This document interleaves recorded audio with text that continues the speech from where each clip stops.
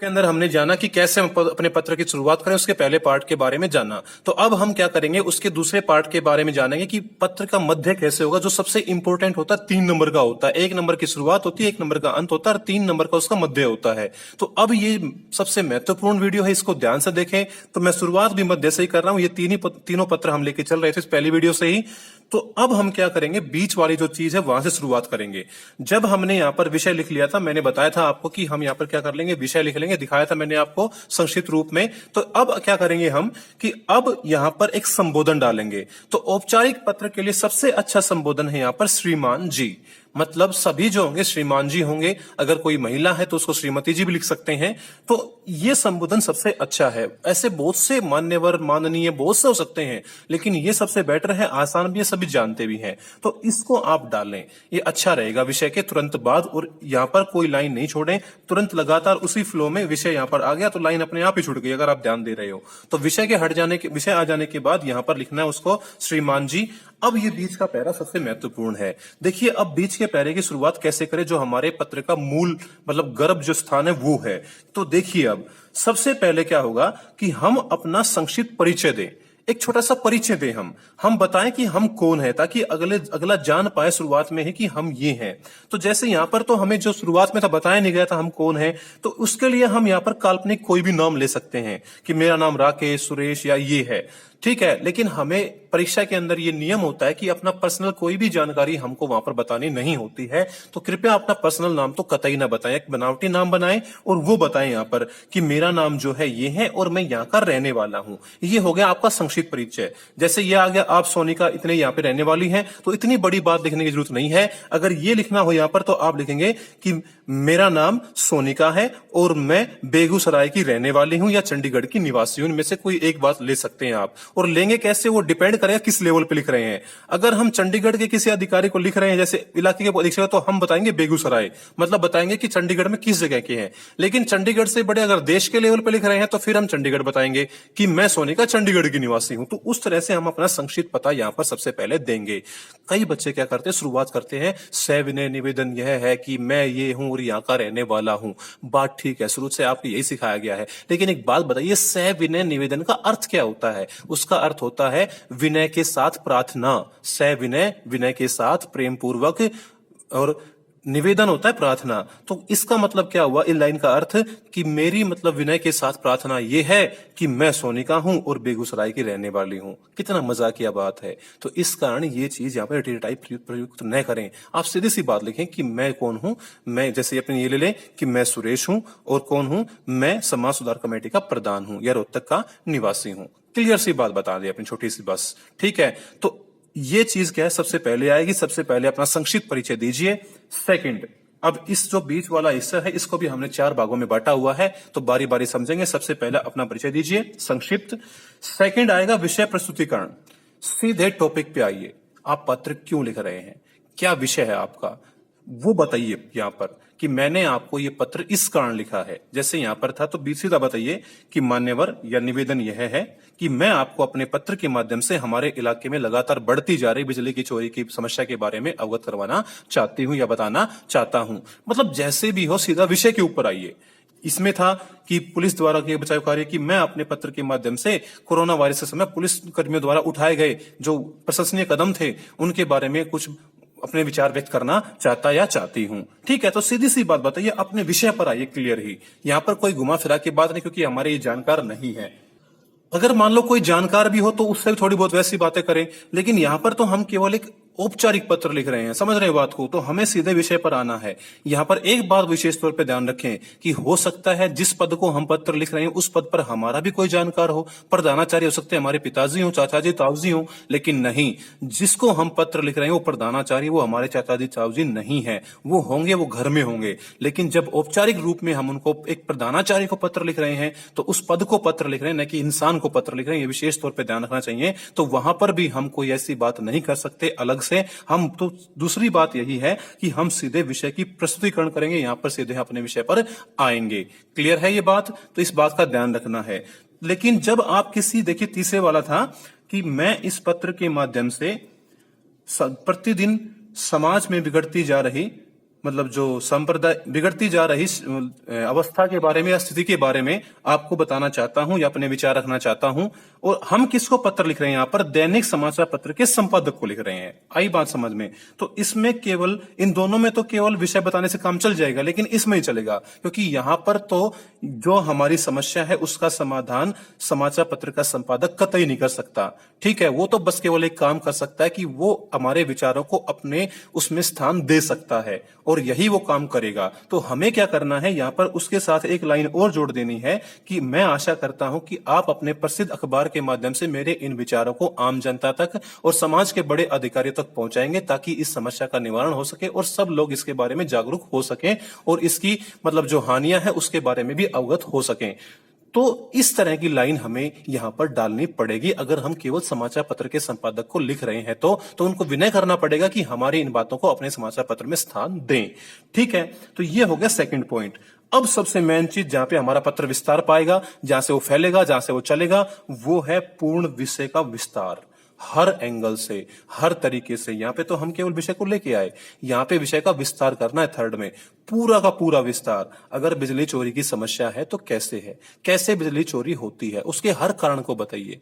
वो मतलब कुंडियां लगाते हैं या मीटर में गड़बड़ करते हैं या बिजली किस तरह से चोरी करते हैं, हर चीज बताइए। ठीक है, वो बता दिया आपने, ठीक है, लेकिन फिर आपको दिक्कत क्या है? क्यों लिखा आपने? भाई होती है चोरी, होने दो, लेकिन कोई ना कोई दिक्कत होगी ना हमारी, तभी तो हम लिख रहे हैं। तो वो बताइए कि उसके नुकसान क्या होते हैं, कि बिजली चोरी के क्या नुकसान हुए, तो वो चीज लिखिए पूरे पूरे उसके बारे में।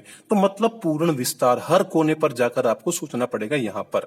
ठीक है, अगर यहां पर ये है कि पुलिस की प्रशंसा कर रहे हैं अगर आप उसके बचाव कार्यों की, तो यहां पर फिर आपको वही बात आपको बताना पड़ेगा कि पुलिस ने ऐसे कौन कौन से कार्य किए जो प्रशंसा के लायक थे।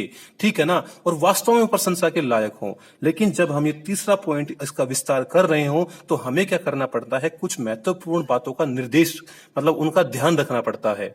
तो वो बातें कौन कौन सी हैं देखिए एक बार। वो बातें ये हैं, मैं दिखाता हूं आपको, ये चीजें हैं। तीसरे पॉइंट के लिए मैं लिखा हुआ है कि तीसरे पॉइंट में हमें ये बातें बहुत महत्वपूर्ण तरीके से ध्यान रखनी चाहिए कि जब हम इसका विस्तार कर रहे हो यहां पर।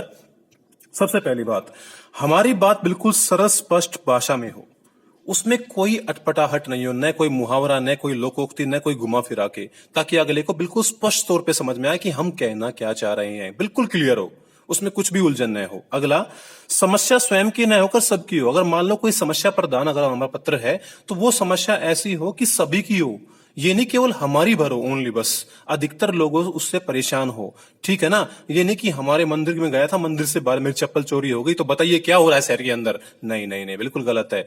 हमें क्या करना है? चोरी देखिए इलाके में, घर में नहीं, आपके वो मतलब जहां भी हो, कोई भी दिक्कत हो तो वो अधिकतर सार्वजनिक होनी चाहिए, निजी नहीं होनी चाहिए, क्योंकि स्वयं की परेशानी तो इंसानों को बहुत होती रहती है। अब हर इंसान अगर अपनी पर्सनल परेशानी के ऊपर पत्र लिखने लगा तो वहां तो पत्रों की बाढ़ आ जाएगी बच्चों। तो इसलिए हमें अधिकतर उसी को चुनाव करना चाहिए कि वो हमारी शैली हो, वो अपनी स्वयं की, मेरी न होकर हमारी हो, कि मैं शब्द का प्रयोग न करके हमारी लिखें आप। आगे, विषय से भटकाव न हो, कि विषय पर पूर्ण ध्यान रखें कि हम किस विषय में पत्र लिख रहे हैं, हमारा विषय क्या है। कई बच्चे क्या होते हैं, भावनाओं में बह करके ज्यादा शब्द उनके पास होते हैं और विषय से भटक जाते हैं।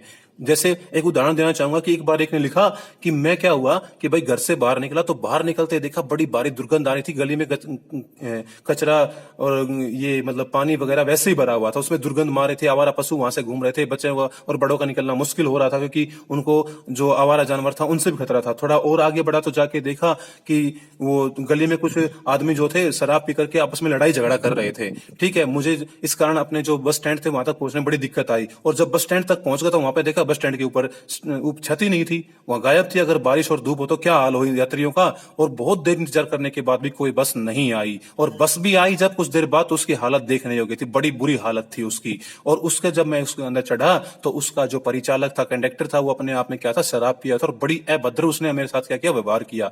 अगले बंदे को समझ में नहीं आया यार इसकी दिक्कत क्या है, इसकी गली में पानी भरा हुआ है, इसके गली में आवारा जानवर घूमते हैं, या इसकी मतलब जो पियक्कड़ इंसान है वो इनकी गली में घूमते रहते हैं, या इनका स्टैंड जो है वो खराब है, या बस खराब है, या कंडक्टर खराब है।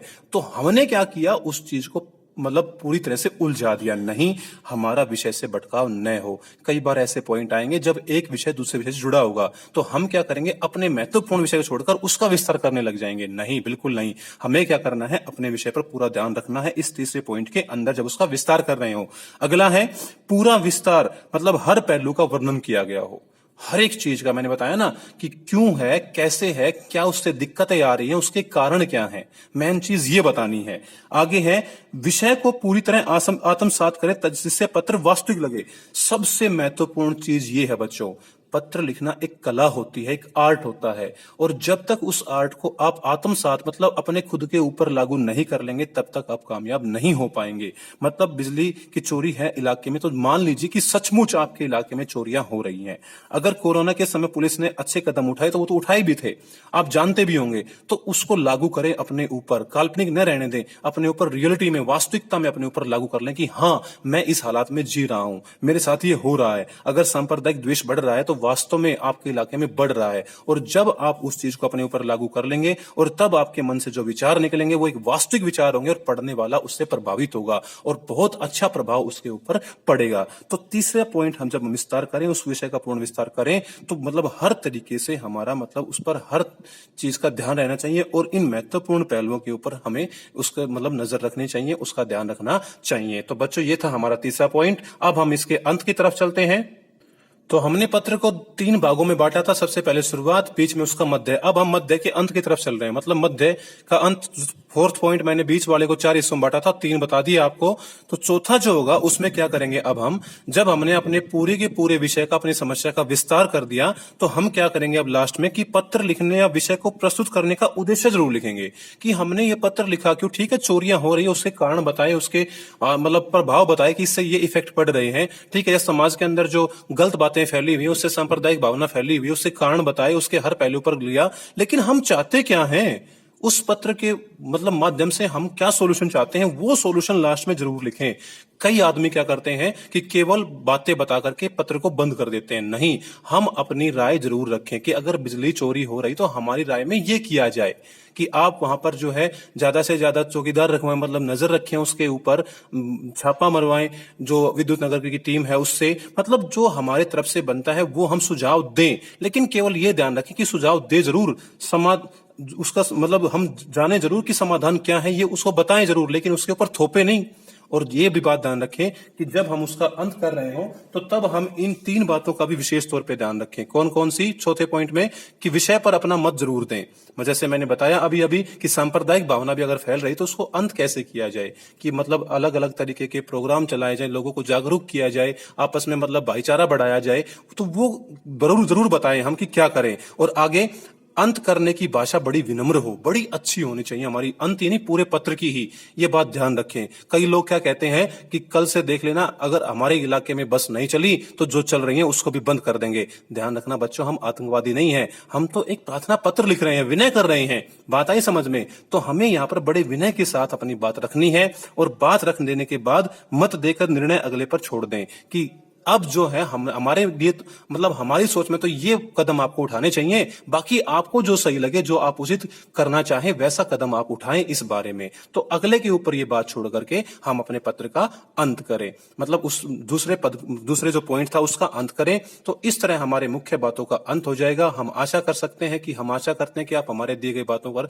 जरूर गौर करेंगे और इस दिशा में आवश्यक कदम उठाएंगे। ऐसी बातें लिख के हम इसका अंत कर देते हैं। और पत्र का अंत कैसे करें, बिल्कुल लास्ट जो मैंने बताया था कि हम फर्स्ट कर चुके हैं, शुरुआत कैसे हो, बीच में कैसे लिखें वो बता चुके हैं, और अंत कैसे करें। तो हम अंत में लिखते हैं निवेदक, मतलब निवेदन करने वाला। सभी होते हैं वो तो औपचारिक पत्र के अंदर, या प्रार्थी मतलब प्रार्थना करने वाला। प्रार्थी शब्द फिर भी थोड़ा हार्ड है लिखने में, कई बच्चे गलतियां कर देते हैं, तो आसान सा शब्द है निवेदक। कौन, कै खे गे, मतलब ये होता है कोई भी अपना नाम, जैसे वहां पर आया था कि सुरेश था तो सुरेश आ जाएगा, अगर कोई नाम था सुनीता वनीता तो वो आ जाएगी, अगर नाम दे रखा आपको तो वो आ जाएगा, अगर नाम नहीं है तो आप अपना पर्सनल नाम नहीं लिख सकते, वहां पर कै खे गे लिखें। तो इस तरह से हम निवेदक, इनमें से दोनों लिखने हैं, हमें केवल एक लिखना है, या तो निवेदक या प्रार्थी, ये लिख करके हम अपने पत्र का अंत कर सकते हैं। तो बच्चों इस तरह से हमारा औपचारिक पत्र जो है वो पूरा होता है। तो जब हमारा पत्र पूरा हो जाएगा तो कुछ इस तरह से वो आपके सामने आएगा इस प्रारूप में। तो आप देख सकते हैं कि ये हमारे पत्र का प्रारूप बना पूरा का पूरा, कि ऊपर देख रहे हैं आप बिल्कुल स्पष्ट तौर पे कि वो तो पत्र की शुरुआत है, बीच में जहां हमने अपना पता लिखा, बाद में जहां पता भेजना था वो पता लिखा, बाद में हमने विषय लिखा, फिर उसका संबोधन किया और फिर चारों पॉइंट बीच के जो हमने विस्तार किए वो लिखे और अंत में हमने निवेदन और प्रार्थी लिखा। तो मैं आशा करता हूं बच्चों आपको ये औपचारिक पत्र का प्रारूप समझ में आया होगा, और अगर कोई दिक्कत हो तो फिर वही बात आप मुझसे पर्सनल फोन करके भी पता कर सकते हैं कि सर इसकी चीज के बारे में दोबारा बता दीजिए, इस वीडियो को दोबारा देख लीजिए अगर ना कोई दिक्कत आए तो, और आगे जो है अनौपचारिक पत्र को जानने के लिए अपनी अगली वीडियो को देखिए। लेकिन उससे पहले मैं क्या करूंगा, एक और वीडियो बनाऊंगा जिसके अंदर मैं आपको औपचारिक पत्र का पूरा एक उदाहरण के तौर पर लिख के दिखाऊंगा कि ये औपचारिक पत्र ऐसे हम लिखते हैं।